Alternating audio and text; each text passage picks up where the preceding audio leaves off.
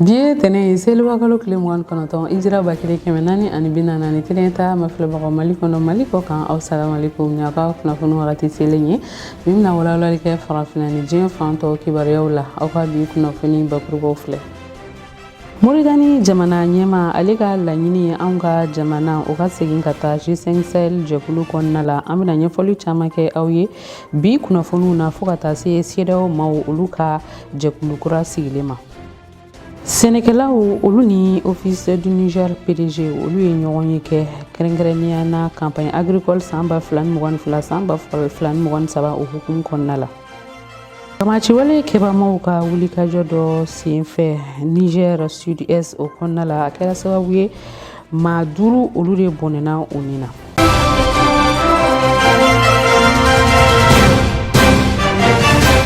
Ayo bisimila kokura aw ka kunnafoniw kɛnɛ kan CEDEAO jɛkulu olu ka laɲini dɔ ye ka se ka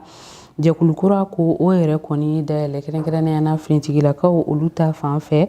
kɛrɛnkɛrɛnnenya na jamana minnu bɛ CEDEAO jɛkulu kɔnɔ yaasa u bɛ se ka jɛ ka bamaciwale kɛbamaw ka olu yɛrɛ kɛlɛ cogoya min na i n'a fɔ G5 Sahel o fɛnɛ ka fara o kan Moritani jamana ɲɛma ale yɛrɛ kɔni ka laɲini an ka jamana ale ka segin ka taa G5 Sahel o jɛkulu yɛrɛ kɔni kɔnɔna la nin kumasen fila ninnu ani Dr Ali Tunkara olu ye ɲɛfɔli kɛ o kan yaasa aw bɛ se ka faamuyali caman sɔrɔ ale ka hakilinaw la cogoya min na Aissata Maïga ale de kuma galamaniw tɛngo a la ni Layi Mamadu Tarawele ka jaw ye.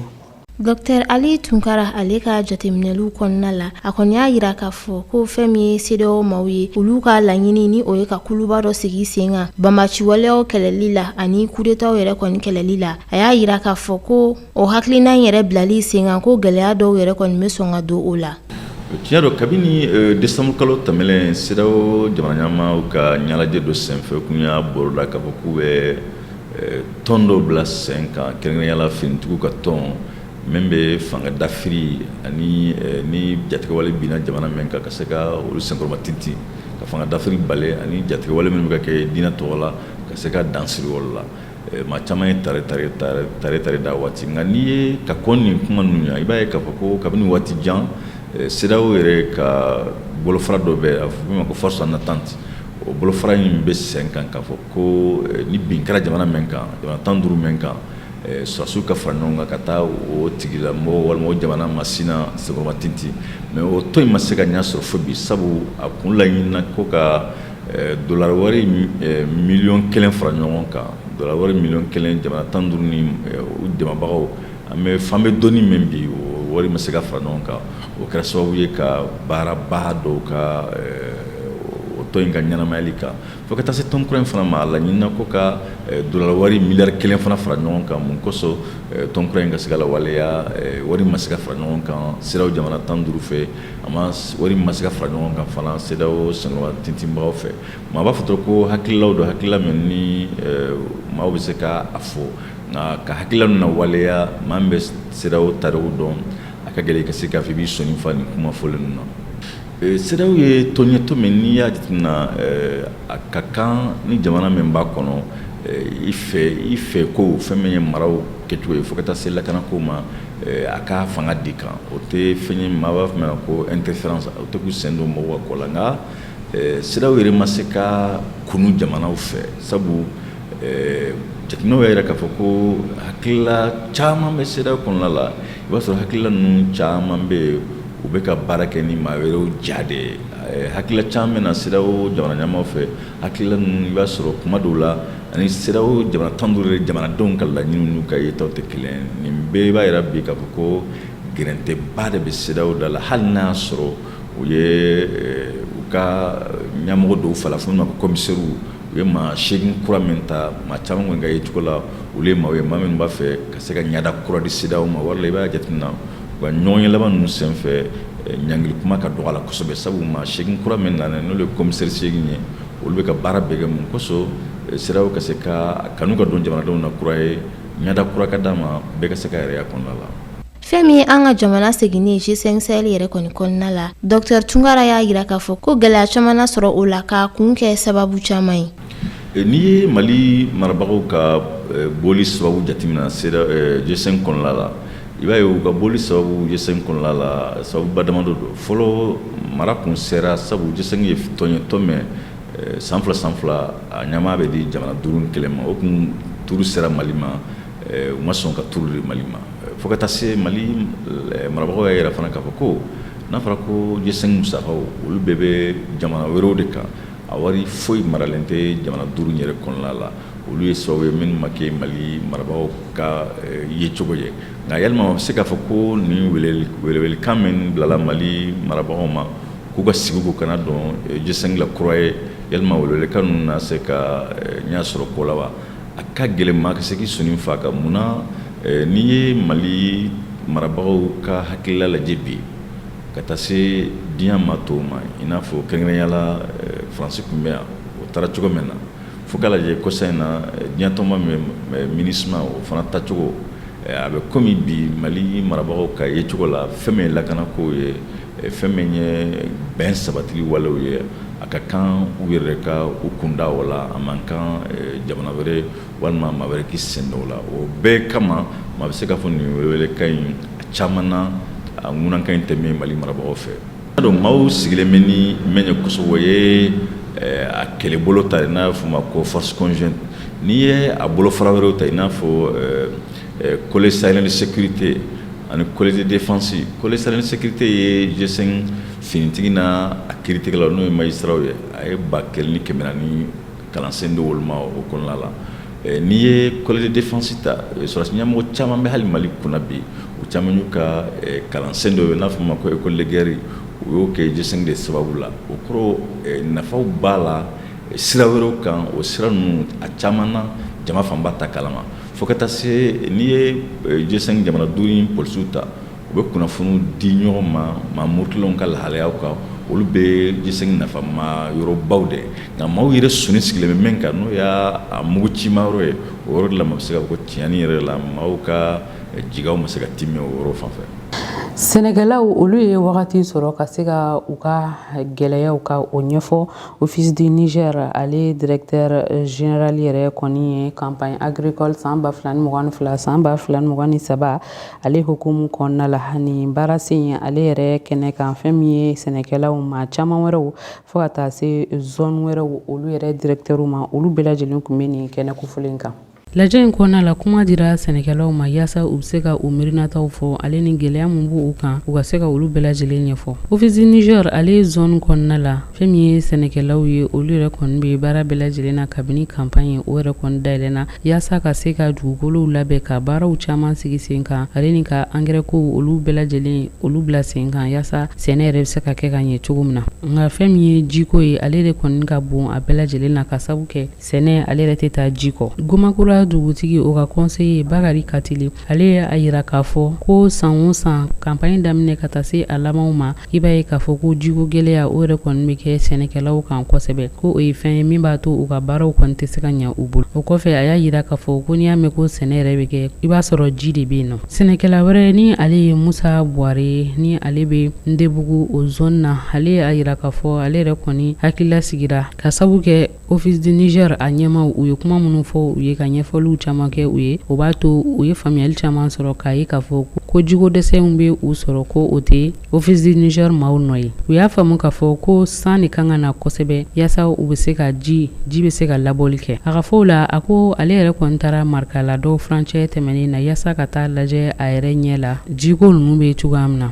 Abdoulaye Kulibali ni ale ye zone de production Kurumari ale yɛrɛ ma ye ale fɛnɛ a yira k'a fɔ ale nimisi wasara ni PDG Office du Niger PDG o ka nali ka bɔ u ye ale ni ka se ka kuma caman ɲɛfɔ u ye sɛnɛ kunkanko kibaruyaw la. A ko ka taa ala tona ka taa se dɔgɔfiri jiko dɛsɛ bɛ o yɔrɔ ninnu na. Abdoulaye Kulibali a ye foli kɛ ka ɲɛsin Office du Niger ale PDG ma u bɛ ka baara minnu sigi sen kan sɛnɛkɛlaw ye. A ko ale ka laɲini ye min ye o de ye k'a fɔ engrais subventionnés o yɛrɛ kɔni baaraw o n'o diliw olu ka se ka lateliya joona. Directeur de la gestion de l'eau min bɛ yen nɔ ni ale ka baaraw kɔni ɲɛsinnen don ji ale cariliw ma sɛnɛkɛlaw olu ma ale ka fɔ la a y'a yira k'a fɔ ko baara minnu kɔni bololalen don olu bolo ji yɛrɛ min bɛ lamara u bolo yaasa ka se ka o ladi ko olu ka ca kosɛbɛ nka o bɛɛ n'a ta ko san de kɔni kan ka na yaasa ka caman fara o kan. Directeur de l'appui au monde rural Jimé Sidibe ale a yira a ka fɔ la ko fɛn min ye engrais tonne 105 bɔɲɔngo ye o de yɛrɛ kɔni labɛnnen don yaasa o bɛ lase DAP o yɔrɔ kofilen na cogo min na fɛn min ye tonne 2,150 ye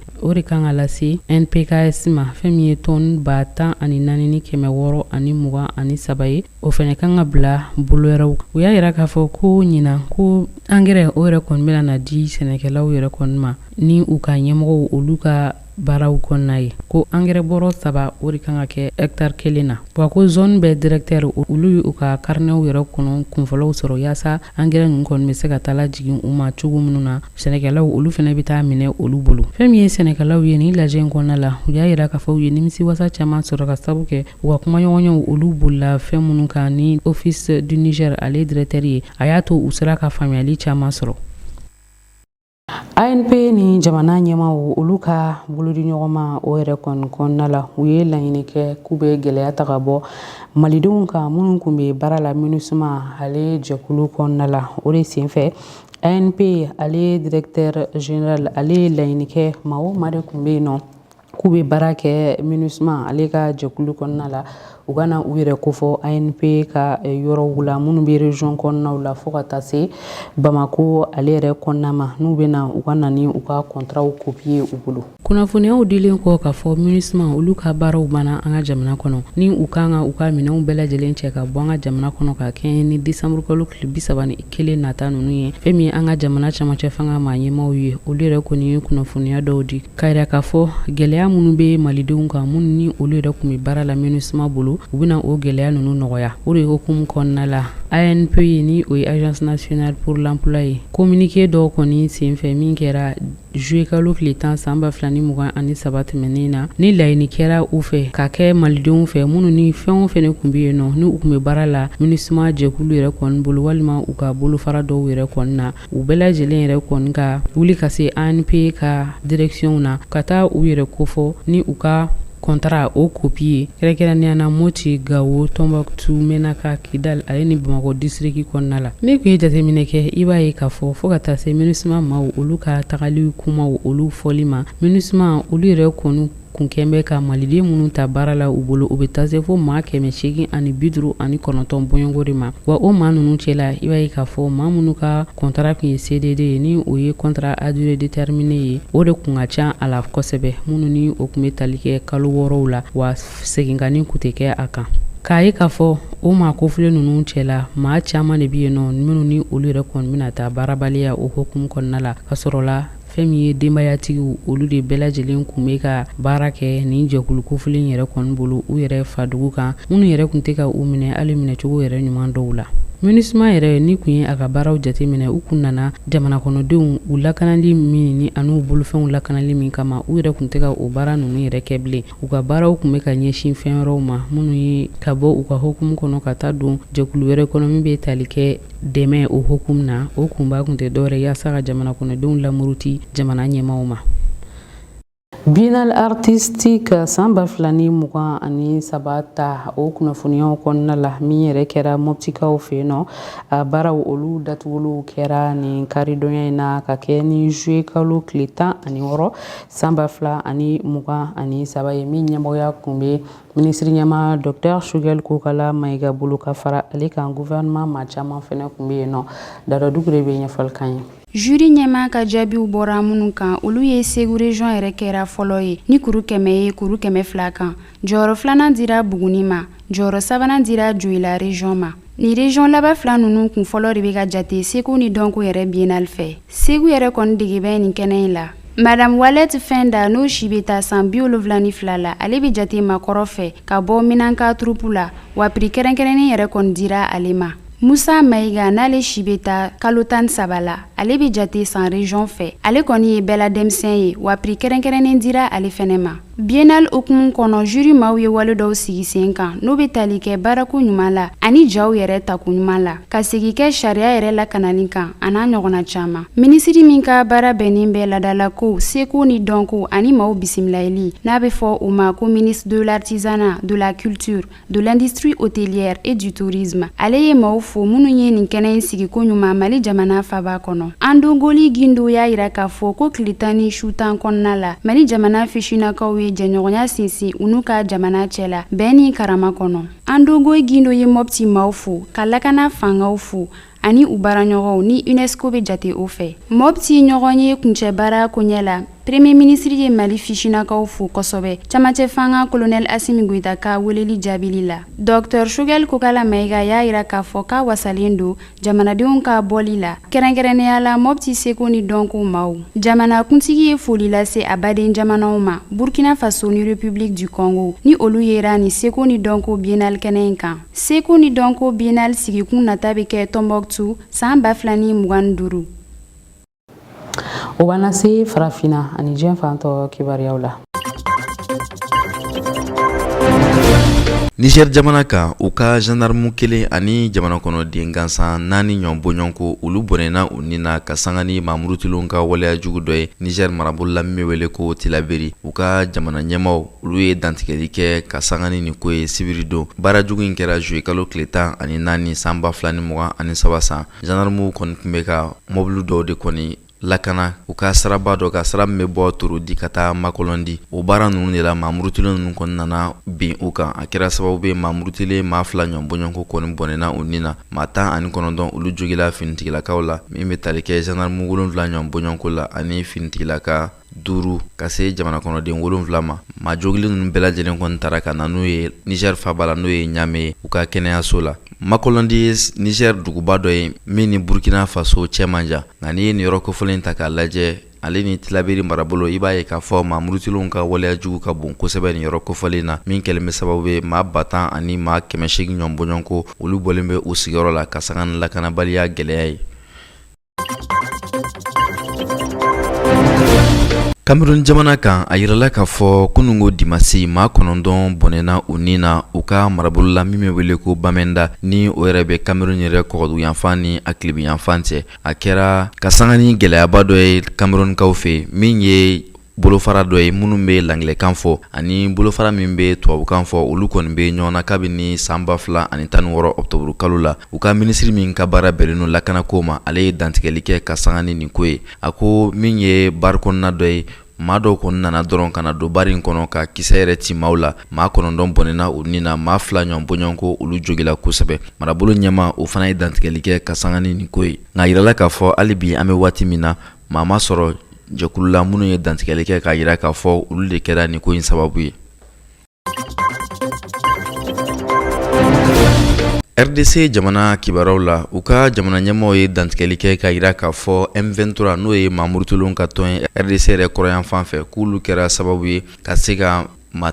11 ɲɔgɔn bɔɲɔgɔnko k'u bɔnɛ u ni na min bɛ tali kɛ jamana kɔnɔden gansan dɔw la wa a bɛɛ lajɛlen ye cɛmisɛnninw ye. A yirala k'a fɔ dantigɛliw la ko nin maa ninnu n'i y'u ta k'u lajɛ olu de kɔni tun bɛ Mamadou Tulon ninnu ka bɔmu yɛrɛ ta ka taa ni a ye wa Mamadou Tulon ninnu ka cidenba de kɔni tun ye ninnu ye min bɛ tali kɛ M23 maaw la. Nka M23 yɛrɛ laselikɛla dɔ ye dantigɛli kɛ k'a yira k'a fɔ ko olu ma kɛ sababu ye ka maa ninnu bɔnɛ u ni na. Nka RDC jamana ɲɛmaaw ani baara jugu in kɛra sigida min na olu kɔni ye maa 11 kɔni ka sutarali kɛ. Juillet kalo tile 5 tɛmɛlen fana an balaka maa 7 fana bɔnɛna u ni na nin waleya jugu in senfɛ. Ni ye M23 yɛrɛ ta k'a lajɛ jalaki kɔni bilen don Rwanda jamana kan k'a yira k'a fɔ olu de bɛ ka M23 yɛrɛ dɛmɛ. O ni ɲɛmaaw ye dantigɛli kɛ ka sanga ni o ko ye min bɛ da o bɛɛ kɔfɛ. Diɲɛ yɛrɛ setigi jamana caman fana ye jalaki bin k'a fɔ ko Rwanda de bɛ ka M23 yɛrɛ dɛmɛ i n'a fɔ RDC jamana ɲɛmaa Félix Tshisekedi ale fana b'a ɲɛfɔ cogoya min na.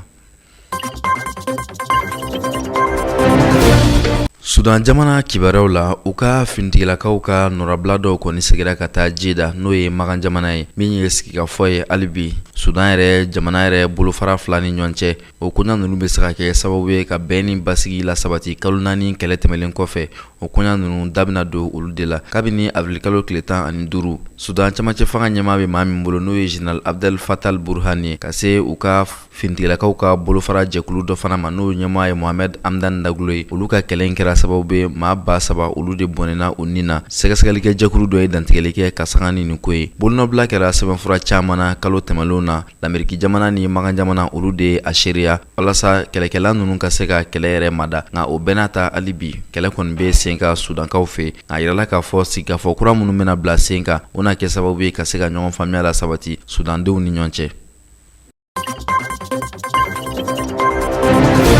Ni kɛra aw garizigɛ ye bi kunnafoniw na k'aw fɔ k'aw barikada Mali kɔnɔ Mali kɔ kan teliya ta sugantili la ka kɛ aw ka kunnafoniw ta yɔrɔ ye ni Ala ma basi kɛ sini an bɛ ɲɔgɔn sɔrɔ yan tuguni kunnafoniya wɛrɛw kɛnɛ kan inshallah.